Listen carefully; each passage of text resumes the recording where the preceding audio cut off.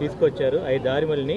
అలాగే ప్రెస్ మీట్లో సీఎం గారి ఫోటో పెట్టి ఆయన ప్రెస్ మీట్ పెట్టలేడు, బహిరంగ చర్చకి సిద్ధమా, నిధులు దారి మళ్లింపు మీద అని చెప్పి విమర్శలు చేస్తున్నారు.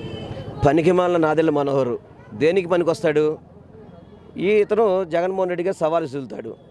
వాళ్ళ నాయకుడే పనికిమాలినోడు. జగన్మోహన్ రెడ్డి గారు నుంచోబెట్టిన అభ్యర్థుల మీద ఓడిపోయిన వాళ్ళు వీళ్ళు మనకు సవాలు సులుతారు. ఇలా సవాల్కి విలువ ఏమైనా ఉందా? అసలు ఏమన్నా వీళ్ళకి ఒక నియోజకవర్గం లేదు, ఒక పార్టీ లేదు, ఒక పార్టీకి సిద్ధాంతం లేదు, ఒక విధానం లేదు. వీళ్ళు మమ్మల్ని ప్రశ్నిస్తారా? ఈరోజు నువ్వు పార్ట్నర్గా ఉన్న మీ పార్టీ పార్ట్నర్గా ఉన్న చంద్రబాబు నాయుడు లక్షల కోట్లు అప్పు చేస్తే అప్పుడు నీ నోరు ఏమైపోయింది మనోహర్? ఏమైపోయింది నీ నోరు? ఆ రోజు మెదపలేదే. ఈరోజు దాదాపు 2.5 లక్షల కోట్లు ప్రజలకి డీబీటీ ద్వారా ప్రజలకి సహాయం చేస్తే దాన్ని నువ్వు ప్రశ్నిస్తావా? సిగ్గులేదు నీకు? మరి చంద్రబాబు అప్పులు చేసినప్పుడు నువ్వు ఎందుకు ప్రశ్నించలేదు? ఆ రోజు మీరు భాగస్వామ్యం లేదా? అంటే ఆ రోజు మీరు దోచుకున్నారు కదా మీరు అప్పుడైతే.